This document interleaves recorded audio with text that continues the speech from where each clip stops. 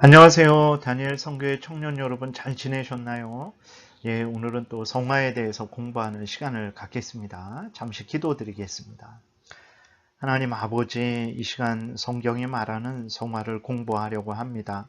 잘 깨달아 알게 도우시고 우리가 마음대로 믿고 따르는 것이 아니라 성경이 알려주는 대로 바르게 믿고 따르는 우리 모두가 되게 도우소서. 우리의 인생이 복되며 또 다른 사람들을 참되게 유익하게 하며 하나님의 영광을 드러낼 줄 믿사오니 이 시간 성경에서 알려주는 성화를 올바로 알고 믿고 순종하게 도우소서. 예수 그리스도의 이름으로 기도드렸습니다. 아멘. 예, 오늘은 35문 성화에 대해서 살펴보는 시간을 갖겠습니다. 먼저 문답을 해볼게요. 성화란 무엇인가? 답, 성화란 하나님의 값없는 은혜의 역사이신데 이로써 우리가 하나님의 형상을 좇아 온 사람이 새로워짐을 얻고 죄에 대하여는 점점 죽고 의에 대하여는 점점 살게 되는 것이다.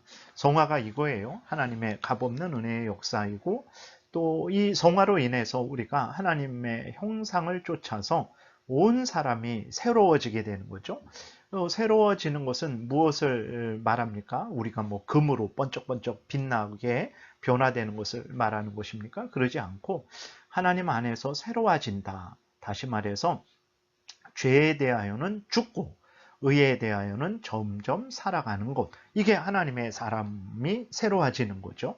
이전에는 죄를 좋아하고 죄를 즐기며 살던 사람이 이제는 점점 하나님의 은혜를 받아서 성령의 인도하심을 받아서 새롭게 하심을 받아서 성화의 역사로 인해서 죄에 대해서는 이제 점점 싫어지고 버리게 되는 거죠. 하나님을 점점 사랑하고 의지하고 하나님의 명령을 따라 살아가게 되는 거죠. 이것이 성화입니다. 그럼 성화가 왜 필요한가? 죄인들이 예수 그리스도를 믿고 회개해서 하나님께 죄 용서함을 받고 의롭다 칭함을 받아서 하나님의 자녀가 되었어요. 그래서 법적으로는 우리는 의인들입니다. 하나님의 자녀들이죠. 지금 죽어도 우리는 천국에 갈 수 있는 자들이죠. 왜 그렇습니까? 예수 그리스도의 의의를 덧입었기 때문에 그러죠. 예수 그리스도의 대속의 십자가의 죽음 때문에 우리의 죄가 용서되었기 때문에 그렇습니다. 그런데 실제적으로 우리 모습을 보게 되면 아직 죄성이 남아 있어요. 그래서 생각이나 말이나 행동이 온전치 못하죠. 죄된 생각, 죄된 말, 죄된 행동을 하게 되는 거죠. 문제는 죄인들은 하나님과 함께 천국에서 영광을 누릴 수가 없어요. 그래서 하나님은 먼저 우리를 예수 그리스도 안에서 믿는 자에게 예수 그리스도의 우리의 죄를 예수 그리스도에게 담당시키시고 예수 그리스도의 의는 우리에게 담당시키셔서 우리를 법적으로 의롭다 여겨주셨어요. 우리에게 영생을 주셨어요. 그리고 실제적으로 이제부터는 법적으로 그렇게 하셨죠. 그리고 이제부터는 실제적으로 우리의 전인격을 우리의 이성, 감정, 의지, 우리의 육신, 이 우리의 전인격을 점점 거룩하게 바꾸어 가십니다. 이것이 성화예요. 그래서 하나님과 함께 천국에서 영원토록 살 수 있는 그렇게 거룩한 존재로 하나님이 만들어 가시는 거죠. 그래서 이 성화에 의해서 우리의 지식, 의지, 양심, 다시 말해서 우리 전인격이 나의 영혼과 나의 육신이 나아가 나 자신이 이제 거룩하게 되어지는 거예요. 그래서 그것을 하나님의 형상을 회복하게 된다. 그것이 이제 나타나는데 어떤 모습으로 나타나냐? 우리가 모든 죄악들을 미워하고 버리게 되고 우리가 하나님의 거룩한 의의 병기로서 이제 거룩하게 만들어져 가는 거죠. 이것이 바로 성화인 겁니다. 그래서 우리가 법적으로는 하나님의 자녀가 되었지만 실제적으로는 부패성이 남아있기 때문에 이 실제적으로 남아있는 부패성을 하나님이 제하여 가시는 거예요. 하나님의 자녀로 만들어 가시는 것입니다. 그것이 성화죠. 그러니까 당연히 성화가 필요한 것이죠. 이 성화는 이제 하나님의 은혜의 역사죠. 구체적으로 성령께서 하시는 역사입니다. 왜 그러냐면 인간은 자신을 더럽게 할 수는 있어요. 범죄를 할 수 있어요. 그래서 자신을 더럽게 타락시킬 수는 있지만 그 인간은 자신을 거룩하게 할 수 없어요. 왜냐하면 지혜도 없고 능력도 없고 또 죄로 오염되고 부패되었기 때문에 인간은 스스로를 자신을 거룩하게 할 수 없습니다. 오직 하나님의 은혜만이 인간을 거룩하게 할 수 있어요. 오직 성령께서만이 하나님의 말씀으로 예수 그리스도의 그 대속의 공로를 우리에게 적용시켜 주심으로 말미암아 우리를 거룩하게 만들어 갈 수 있어요. 그래서 성화는 누구의 역사냐 그랬을 때 하나님의 은혜의 역사입니다. 성령 하나님의 역사인 거예요. 그래서 성령께서 그리스도의 죽음과 부활의 능력을 신자에게 계속해서 적용시켜 주심으로 오염되고 부패된 영혼과 육신을 가졌던 우리의 전인격을 거룩하게 하시는 거예요. 그래서 하나님의 형상을 회복하게 하십니다. 그 결과 우리가 죄를 미워하고 버리고 하나님을 경외하며 하나님의 뜻을 따라가는 자가 되는 것이죠. 이게 우리가 이전에는 죄를 좋아하고 즐거워했었는데 이제는 싫어하고 버리고 하나님을 이제는 더 사랑하고 하나님의 말씀대로 더 살아가고 싶고 또 실제로 그런 삶을 살아가고 있다면 그것이 바로 하나님이 내 가운데 역사하는 것이구나. 하나님이 은혜를 주셔서 나를 성화시켜 가시는 것이구나. 성령께서 나를 성화시켜 가시는 것이구나 라고 우리가 확인을 할 수 있는 거예요. 정말 그런가? 로마서 8장 29절에 이렇게 기록되어 있습니다. 하나님이 미리 아신 자들을 또한 그 아들의 형상을 본받게 하기 위하여 미리 정하셨으니 이는 그로 많은 형제 중에서 맏아들이 되게 하려 하심이니라 그랬어요. 하나님이 우리를 창세 전에 정하셨죠. 왜 정하셨습니까? 예수 그리스도를 닮은 자로 만드시기 위해서. 우리들은 죄인이었고 사탄의 종이었고 하나님의 원수되었는데 우리를 예수 그리스도 안에서 구원하셔 주셔서 우리를 예수 그리스도를 닮은 자로 만드시기 위해서 하나님이 우리를 구원하신 거예요.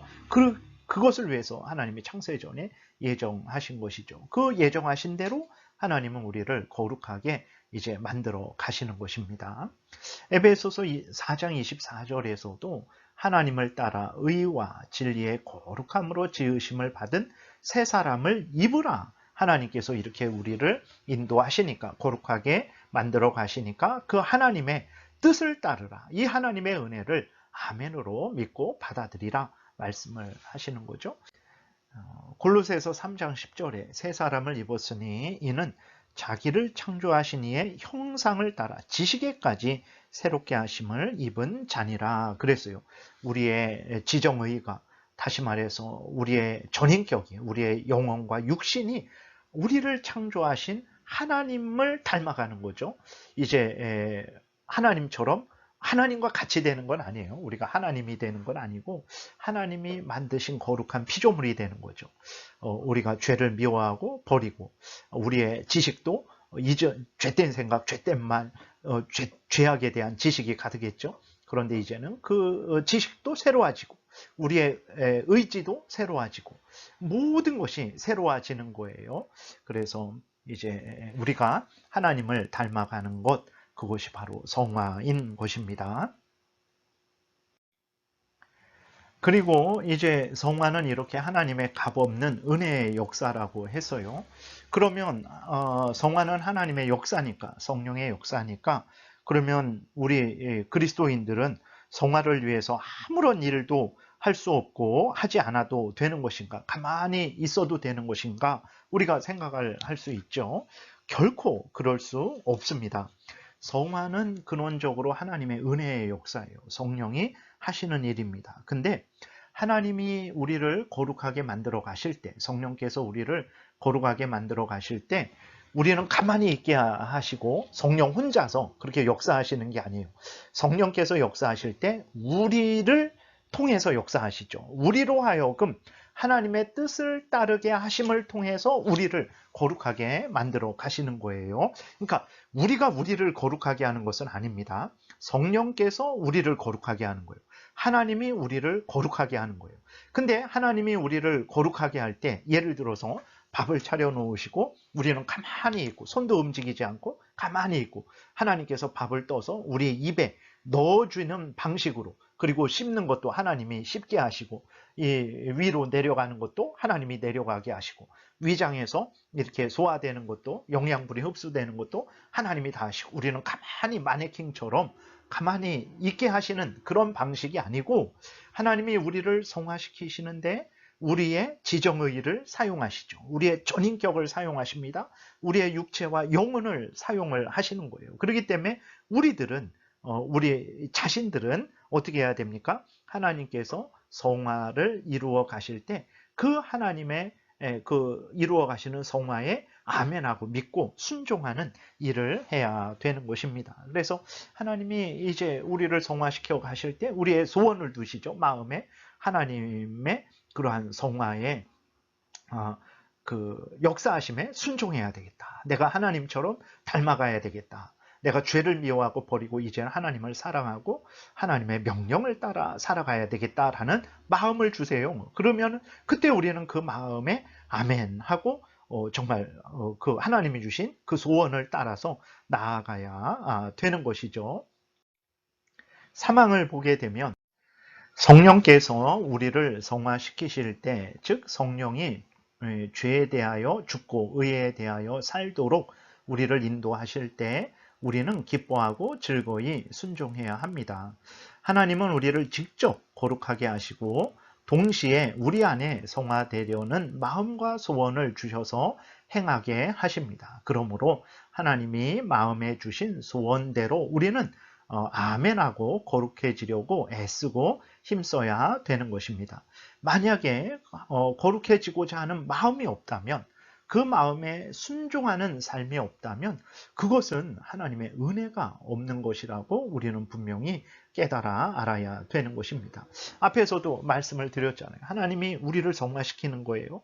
근데 하나님이 우리를 성화시키실 때 우리를 사용하시는 거예요. 우리의 지정의를 사용하십니다. 우리의 마음에 성화되고자 하는 그 소원을 주셔서 우리가 성화되어야 되겠다. 성화시키는 하나님께 순종해야 되겠다. 성령의 인도하심에 순종해야 되겠다. 그리고 하나님께서 우리를 성화시켜 가실 때 수단을 사용하시는 수단이 있어요. 예를 들어서 하나님의 말씀을 사용하시고 세례와 성찬, 성례를 사용하시고 기도를 사용하시고 섭리하심을 사용하시죠. 그래서 이 모든 것들을 우리는 적극적으로 활용해야 되는 거예요. 그러니까 성화는 하나님이 시키시는 것인데 우리를 사용하세요. 우리의 소원을 두시고 우리의 지정의를, 우리의 전인격을 사용하세요. 그러면 성령께서 우리를 사용하실 때 우리는 아멘하고 믿고 순종해야 된다라는 거예요.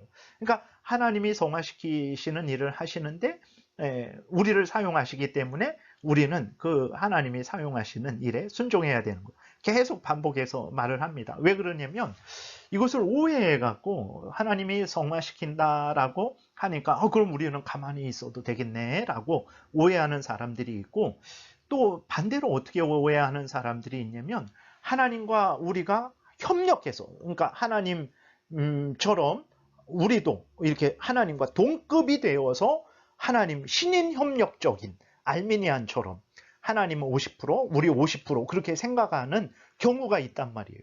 그러지 않습니다. 하나님이 일하시고 우리가 일해요. 근데 하나님은 전지전능하신 창조주, 구원주로서 하나님은 일하시는 거고 그 하나님의 일하심에 우리가 순종하는 건데 우리는 피조물로서, 인간으로서 하나님께 순종하는 것이지.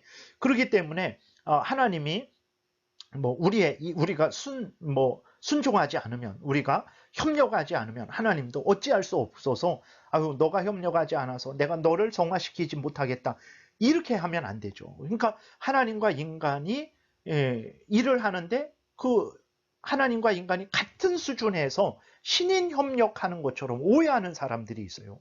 그래서 제가 이렇게 반복해서 말씀을 드리는 거예요. 하나님이 하시는 일이에요. 근데 하나님이 피조물된 제2원인된 우리를 사용하세요. 그래서 우리는 하나님이 우리를 사용하실 때 우리는 아멘하고 믿고 순종하는 일을 해야 된다라는 거예요. 그러한 차원에서 우리가 할 일이 있다라는 것이지 하나님이 일하시는 것이나 우리가 일하는 거나 이렇게 대등한 위치에 있어 갖고 하나님이 일을 하려고 해도 우리가 아멘하고 순종하지 않으면 하나님도 우리를 성화시키지 못한다. 우리가 아멘하고 믿지 않으면 하나님도 우리를 구원하지 못한다. 이렇게 오해하면 안 되기 때문에 제가 이렇게 몇 번이나 여러 번 이렇게 강조를 하는 거예요. 그래서 보게 되면 고린도후서 7장 1절에도 그런즉 사랑하는 자들아 이 약속을 가진 우리는 하나님을 두려워하는 가운데서 거룩함을 온전히 이루어 육과 영의 온갖 더러운 것에서 자신을 깨끗하게 하자. 이것은 우리가 우리를 깨끗하게 할 수 있다라는 걸 말하는 게 아닙니다. 하나님이 우리를 거룩하게 만들어 가시죠. 그때 그 하나님이 우리를 거룩하게 만들어 가실 때 소원을 두시고 명령을 하시니까 그 소원을 따라서 그 명령을 따라서 우리가 순종해야 된다라는 것을 말을 하는 것입니다. 갈라디아서 5장 16절에서도 내가 이르노니 너희는 성령을 따라 행하라. 그리하면 육체의 욕심을 이루지 아니하리라.